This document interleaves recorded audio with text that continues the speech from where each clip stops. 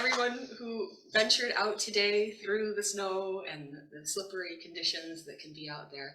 Thank you for being here. Your physical presence is warmly appreciated, as well as the ones that are tuning in on Zoom. Thank you for being here. I always enjoy Church Living Spirit. It's my home church. This is like the church I grew up in, is the way I look at it. And I'm so grateful for the first day that I attended church, and I looked all around at the faces that I saw in this church, and I saw God. And that was very special to me. So I'm always glad to be back here. So today, with my lecture, I'm going to be telling you a story. Because I love the way stories can shape our understandings about ourselves and about our world. So when I ask that you take a look around you right now, take a look around you. Can you see everything in your surroundings? And most of you would say, yes, I see everything in my surrounding. But the truth is that your vision, even if it's 20/20 or you're wearing glasses or contacts, the answer is the same, that no matter how hard you try, you cannot see everything around you. The human eye has that blind spot, and nothing more reinforces it when you're driving through snow. You have the car's blind spots, and then you have the winter snow that's blowing across the road, creating even more of those blind spots. And we're not usually aware of the blind spot that is part of our human eye, because it's really that small area of the retina is just that size of the end of a pencil eraser. And so we aren't aware of that blind spot because our brain does something magical and mystical. It fills in the blanks for us. So with the surrounding images, it always tries to help make our vision field appear seamless. But we also have blind spots or gaps in our perception that keep us from seeing the truth about others and ourselves. Because at times we're very blinded to reality, we're immobilized and sometimes crippled by guilt or shame, anger, bitterness, worry, regret, grief, fear, and anxiety. And too many people live needlessly in that space of defeat, immobilized by their own mistakes or the mistakes of others. They stumble around in life with blind spots, blocking the work that God wants to do in them. But it doesn't have to be that way. No matter how broken or hurt, every person can discover the way to healing, hope, and a joyful new way of living. And what interests me most today for this lecture are the blind spots that arise from our own emotions and thoughts. So the other day, my son and I were reading a fairy tale, and it made me think about our blind spots, and it helped to inspire today's lecture. So most of you have probably not heard of this book before, the Blue Fairy Book. I'd be really surprised. Nope, Blue Fairy Book. So the Blue Fairy Book is a compilation of various fairy tales, and it actually became so popular that it went on to be a whole series called the Rainbow Fairy Tale series. So the Rainbow Fairy books we have one of pretty much every color. And they were put out by a gentleman of the name of Andrew Lang. So once I read this story, I got very curious and started researching, who put this story out there? How did this all happen? And Andrew Lang is a Scottish poet, novelist, and a literary critic.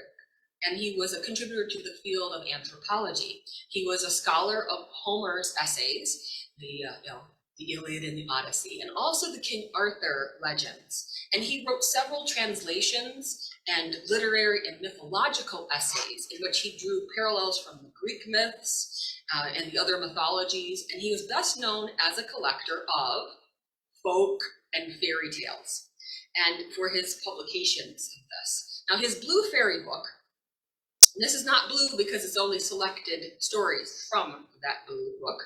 It was beautifully produced, and it was illustrated with fantastic pictures, and it became an instant classic. And that was followed, as I said, by other fairy tale classics. And actually the work was done by his wife, Leonora, and a team of mostly female assistants that that gathered up these stories and produced them. And what I found wonderful in people describing how important these fairy tales were, you had people such as Robert Louis Stevenson, Rudyard Kipling, and Sir Arthur Conan Doyle that were influenced by Lang's books. And J.R.R. Tolkien wrote that in English, none probably rival either the popularity or the inclusiveness or the general merits of the 12 books of 12 colors, which we owe to Andrew Lang and his wife. So the fairy tales that you're aware of today, you would not have been aware of them if he hadn't done this work with his wife. It's a compilation of not just the Brothers Grimm stories, but from all over the folklore. Now, I found another interesting tie-in for Andrew Lang, which I think most of you will appreciate. He was one of the founders of psychical research. Amazing. And his other writings of anthropologies include The Book of Dreams and Ghosts, written in 1897, The Magic in Religion, 1901, and The Secret of the Totem, 1905. And he served as president of the Society for Psychical Research in 1911. He was extensively cited in 19th and 20th century European spiritualism to challenge the ideas of others that believed that spirits and animism were inherently irrational. So he was able to really use his intellectual and spiritual understandings to defend that which is spiritualism. Who would have thought? So you go down the rabbit hole when you start reading a fairy tale. Who knew? Who knew? So anyway, this particular story that I'm going to share with you today was written by an 18th century French author named Jean-Marie Le Prince de Beaumont. And I'm sorry if I didn't do it Frenchified enough for you. But that author actually wrote the most popular version of The Beauty and the Beast. So there's really kind of fascinating. So I'm going to do the abridged version because we don't have time for all of this and then to dissect it. So are you ready for your story? Good. The story title is Prince Hyacinth and the Dear Little Princess. Once upon a time, there was a king who was deeply in love with a princess, but she could not marry anyone because she was under an enchantment.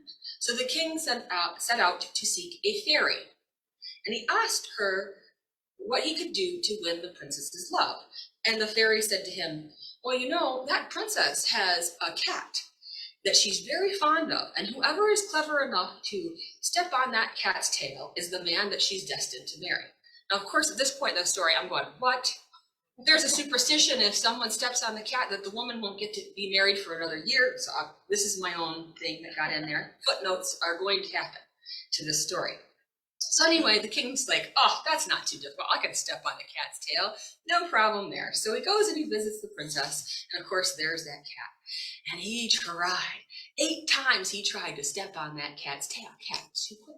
Way too quick. And then eventually he was lucky enough to come upon that cat when it was sleeping, and its tail was spread out just so perfectly, and he trounced on it. And as soon as he did, the cat turned into an enchanter and said, he was very furious that this king had figured this out. And he said, because you have tried to break this enchantment, you will have a son, and this is my revenge. Your son will never be happy until he finds out that his nose is too long. And if you ever tell anyone what I've just said to you, you will vanish away instantly, and no one shall ever see or hear of you again. Now the king was horribly afraid of this enchanter, but couldn't help laughing because he's like, come on, if my son has a long nose such as this, he's going to be able to see it. He's going to be able to feel it. If he's, as long as he's not blind or without hands. So he's like, come on now, this is not going to be a problem. So not long after he married his princess and she became the queen, he passed away, but she was pregnant with their son, and he was born, and she named him Hyacinth. This little prince had the largest, most beautiful blue eyes. The prettiest eyes in the world, really, a sweet little mouth. But alas, he had the most enormous nose, and it covered half of his face. The queen was inconsolable when she saw how big the nose was, and her ladies in waiting assured her that it wasn't really as large as it looked.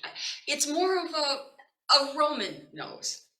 And throughout history, a lot of people with large noses have been very successful. And so she looked again at her baby and said, well, maybe it's not quite so large. So the prince was brought up with great care. And this is absolutely the absurdity of fairy tales, right? He was told that all these dreadful stories about people who had short noses, and no one was allowed to come near him whose nose did not more or less resemble his own. The queen took great care in making sure that that was how this was. And even all the courtiers, if they had babies, they would pull their babies' noses just to try to make them a little longer, so it would be acceptable in this royal realm. In fact, his room was hung with pictures, all of these pictures of people with very large noses. And so he grew up convinced that the long nose was of great beauty. And he, of course, would not have wanted his nose to be any shorter. So on his 20th birthday, the queen said, it's time for this prince to marry. And so she had all of these portraits of several princesses that were brought for him to consider. So all of these princesses' portraits are there, and he sees but one that draws him. And of course, this princess, while she is rich beyond belief, she has the shortest nose of all of them. A short, stubby little nose. And the courtiers who'd gotten in the habit of laughing at little noses, they found themselves laughing at hers. Oh, he was furious, and he banished 2 of those courtiers for having mentioned disrespectfully this princess that he loved. So the others definitely took notice, and they started, thinking, well, Cleopatra had a short nose, and some other people from history, and they did well. And so he actually rewarded the people that were talking well of the short noses. And eventually the king, her father, gave consent. So he's traveling 3 leagues to meet her, and he's just about to meet her and kiss her hand when all of a sudden the enchanter comes and snatches that princess away in a flash of lightning, and he's inconsolable. He says, everyone away from me. He gets on his horse and he starts riding, and eventually he's ridden all day long, and he and his horse are exhausted. They're thirsty, they're hungry, and then they see a light that comes shining from a cavern, and he goes to it, and there's an old woman there who must be at least 100 years old. And she has to put her spectacles on to look at the prince, and she has one of the shortest noses he's ever seen. In fact, so short, her spectacles barely stay on her face. And they both look at each other, and they both exclaim at the same time, oh, what a funny nose. Now, Prince Hyacinth said, mine's not as funny as yours, and I beg you to just stop talking about noses because I'm hungry and I'm tired, and so is my horse. Yes, but you have to know, said the fairy, the old lady fairy, because that's who it is. Your nose is humongous, and I can barely think of anything else because it's just in the way. And he of course, he's gotten hangry at that point. And he says, I want some food, and this is what I need, and I really want to hear your story, but I've got to eat. And she says, oh, of course, I know that I should stop talking, because that's her problem. She talks too much. So he's even realizing that her servants are laughing at her for talking too much, for being a chatter monkey, right? And he says, how stupid people are not to see their own faults. That comes of being a princess, because the fairy's a princess as well. And she's been spoiled by flatterers who have made her believe that she is quite a moderate talker. So eventually, he's eating his supper, and he's thinking to himself, I'm really glad I came here. You know why? Because this just shows me how sensible I have been in never listening to flatterers. People of that sort praise us to our faces without shame and hide our faults or change them into virtues. For my part, I never be taken in by them. I know my own defects. So he finally, he's fed himself and he's gotten to that point and he just wants to get away from her, especially after she says, can you move just a little bit more that way? Because your nose casts a huge shadow over my plate and I can't see what's on it. Well, he's like, really? He threw himself on his horse, he rides hastily away, and he continues on his journey. And wherever he goes, what do you think happens? Everyone he comes across makes a big deal about his nose, which of course infuriates him further. He thinks they're all mad everywhere he goes because all his life he has heard that he's handsome. And the old fairy realizes as he's out there, and she of course wants to do right for him because she was friends with his father, the king. And she puts the little princess in a palace of crystal. And she puts it in a place that prince is not going to fail to miss. He's going to see it. She puts it blatantly right there in front of his big old nose. And he is so joyful at seeing the princess. And he says, I'm going to work however I can to get her out of this crystal palace. And nothing works until finally she stretches her arms out through the crystal bars. And he takes her hand and he's going to kiss her hand. And this is the moment, folks. This is the moment. Because whichever way he turned, no matter how he tried, he never could raise it to his lips because his big long nose always prevented it. And for the first time he realized how long it really was. And he exclaimed, well, it must be admitted that my nose is too long.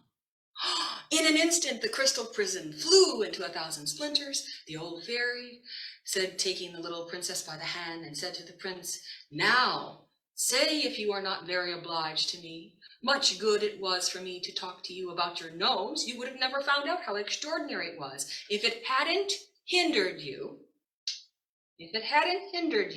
from doing what you wanted to. You see how self-love keeps us from knowing our own defects of mind and body. One reason tries in vain to show us to us, we try to reason with people, reason with ourselves to show it. And we refuse to see them till we find them in the way of our interests. And isn't that the truth? Until our blind spot is right there in front of us, until we see what we couldn't see before, if we're ready to admit that, because it's interfering with our interests.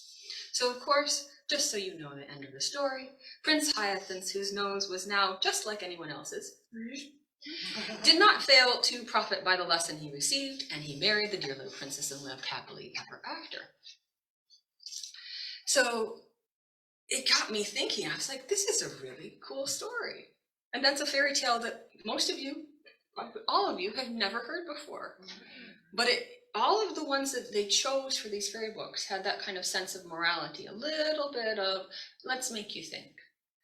And I think that's important to think in terms of this. The nose only represents something that we usually think of. Is it attractive? Is it not? The golden ratio. Is it about facial harmony? I mean, nowadays people can have nose jobs if they're too big. Right? And sometimes if they have their nose job and they make it small, they don't look like them and you wish they had their big nose back. It's very fascinating to me how people can get very wrapped up in an identity of who they think they should be. And they just need to embrace whatever size nose they have. But the other part of the nose, if you know anything about spirituality, the nose is a spiritual instrument. And that is because that is the passage of spirit and breath. So you can look at that as this passage of spirit and breath and what we allow into our lives and that recognition of what is truth and divine truth. And so that nose is a significant element of relation and of contact and expression. And I don't know how many of you are familiar with Cyrano de Bergerac. You know that story, that play? Long ago when I was I don't know, I was probably 11, I read that play. I became enamored with it. We had an old typewriter and I started typing it all out. I just thought, this man's witty. He's incredible. And for those of you who don't know who Cyrano de Bergerac was, he was a gentleman of his time where he could be swashbuckling with his sword and do incredible things with his sword and also with his wit. But he had a big schnoz, humongous, and people, if they were to say anything about his big nose, he would cut them down to size, either with his words or his sword. And throughout his whole life, that large nose was something that he felt people would reject him for, especially the love of his life, Roxanne. Steve Martin did probably know that one, Roxanne. You know, that's based on Cyrano. And anyway, there's this. Cyrano is courageous. There is such nobility in his soul. He helps someone else to court the love of his life, Roxanne. He is the wit behind the words, and that's who she falls in love with, not the man with the handsome face. So in all of this, we can look at how noses have been, and there are other instances, Pinocchio, for example. In Italy, when I went and visited Italy, they are obsessed with Pinocchio. Who would have thought? That story, there's the Geppetto things there, and little Pinocchios you can buy. There's that concept of the nose. So we look at these blind spots, we look at the truth that's in there. And I love how in that very last paragraph of the fairy tale, Prince Hyacinth, he overcomes the trials and his nose becomes normal. The fact that it becomes normal stood out to me a lot because it seemed like a very particular detail, right? They didn't have to make it normal. They could have just left it big, but they made it go to a normal thing. So on the one hand, it helps that this story conveys this final message of acknowledging our flaws. And on the other, it's how that he was able to overcome the flaw. That you can overcome a flaw or a blind spot. And I feel that fairy tale is teaching us that once we acknowledge a flaw, we can fix it. And we can overcome the problems that arise from it. Now, as a medium, I see this happen a lot within connection with spirit, because I'll have them give me their essence as they were when they were here. And it's incredible because they do share that, and then sometimes they'll give me version 2.0, and they'll show me how they've progressed and how they've overcome what they realize now were their flaws, their quirks. But isn't it interesting how if they don't come through with their quirks and flaws, you're not going to know who they are. So we all have them, and sometimes we're identified by those very flaws, by those blind spots. And you can think about, well, what causes those people? And in the story, Prince Hyacinth, if his mother had just been, you've got a big nose, son. You've got it, yeah. You know, we're not going to cater to your whims. And people cater to certain people's whims, don't they? They cater to it. They increase this amount of spoilage that's occurring within that person, or they enable bad behavior because it's, oh, I couldn't do that to them. But sometimes that makes the situation worse, because we should be able to see these blind spots that are obvious to everyone else. Shouldn't we? We should be able to see our own blind spots. So I'm really trying to examine that myself. What do I need to work on? What are my blind spots, and how do I overcome them? So I thought I'd just real briefly explain what I feel is a big part of this if you're wanting to recognize what your own blind spots are.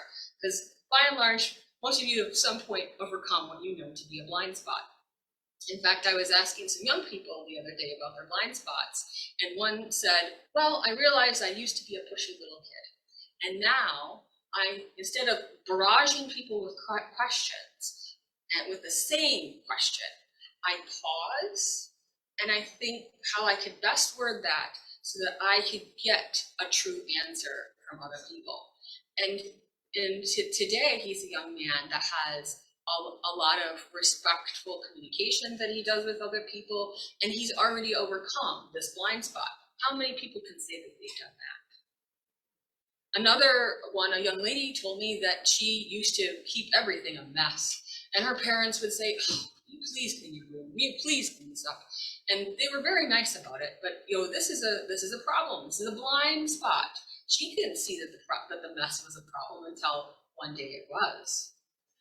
And eventually she got into the habit of cleaning up her mess. So there is this space of, yes, identifying the blind spot. Usually it's because the first time it happens, you're like, no, they're so wrong. Second time it happens, you're like, this is the second time this has happened. starts to like irk you a little bit different way. And then the third time it happens is usually when you say, oh, maybe there's something to this. What do I need to look at? But it's hard because we can be blinded by denial, right? The big denial, we're entrenched in our stubbornness. You can see how the prince was entrenched in his stubbornness, big time. And we still do the same thing, and we become kings and queens of stubborn resistance in our own little worlds, and we develop habits and hang-ups that, you know, we'll not even think of releasing, and we hurt ourselves, and we hurt those around us. And we allow that to fester in almost every area of our life, unless we're looking to remove those blind spots. So denying the problem doesn't help. We have to kind of get through that as a stage of stubborn resistance and move into open-mindedness. That would be the next stage, right? Being open-minded to that valuable assessment tool. And some people will actually go to trusted loved ones, family, friends, coworkers, somebody who's trusted, and say, if you could choose 5 words to describe me, what would those 5 words be? And be honest, not just the nice stuff. If you do that, it could be very interesting what you hear from people. Especially if you, before you've done it, write down your 5 words that you think would describe you. So first, write down 5 words that you feel best describe you. Words or phrases. We'll go to phrases if you need it. Some of you may be long-winded like me.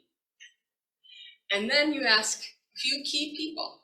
And you don't have to tell them what your experiment is. You can just do this with a person that you can trust their opinion. And then see where that leads you. Because that can be a huge indicator of how you're living and how you get out of the way of your own thinking. Because we're also very self-centered, right? We tend to be very self-centered.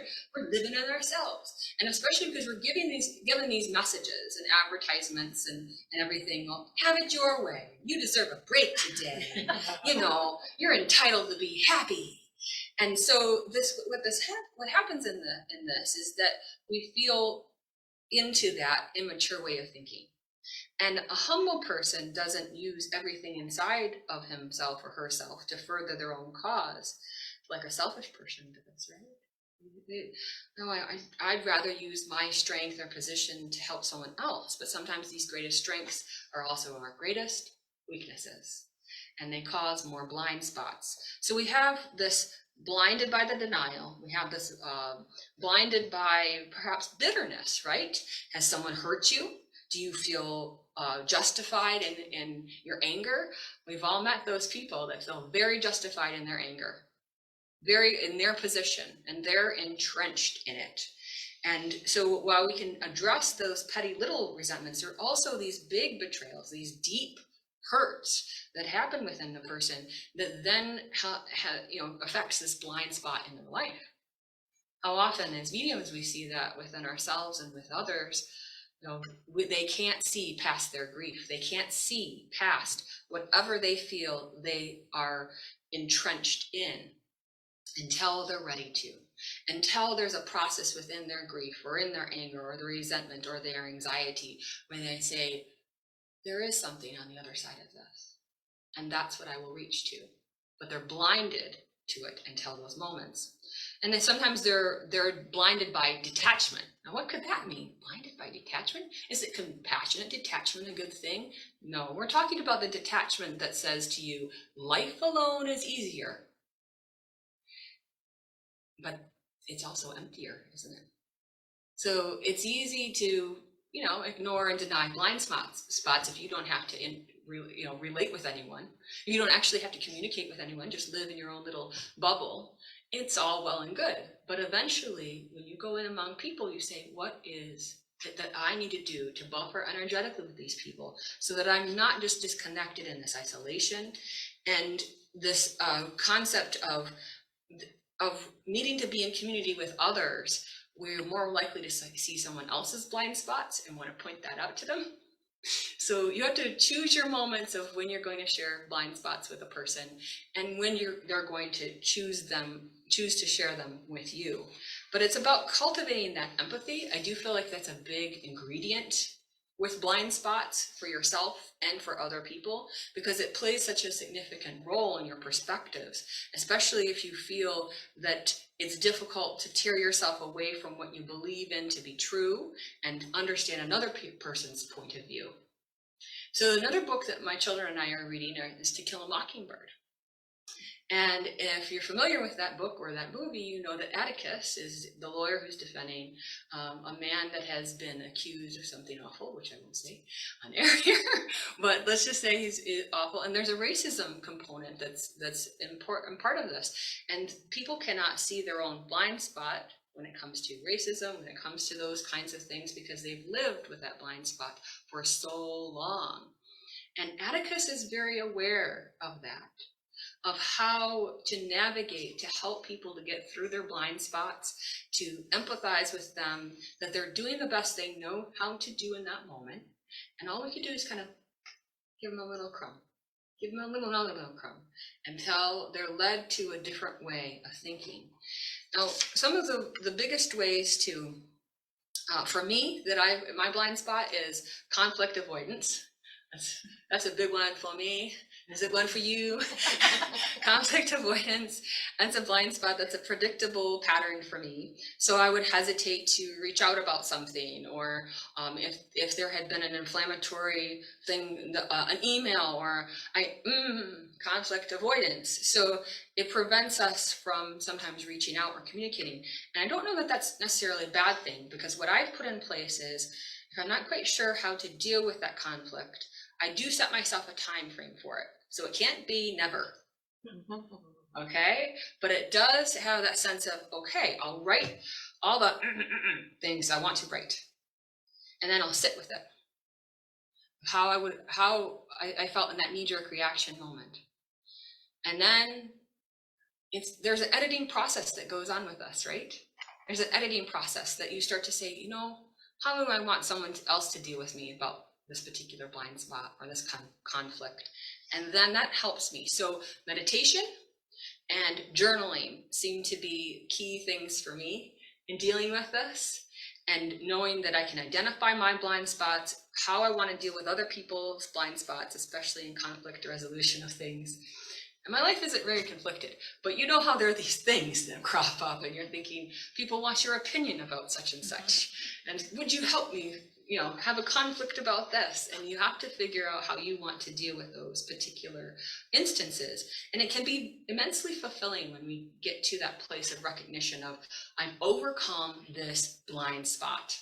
When you actually are able to put into a framework of healthy reaction to these things, and cultivate those with humility and with kindness and with strength, it is so fulfilling. The different blind spots that I've had in the past of not wanting to do public speaking, not wanting to speak to anyone, I've come a long way, baby. So I know it used to be my social anxiety. I've overcome so much of those things.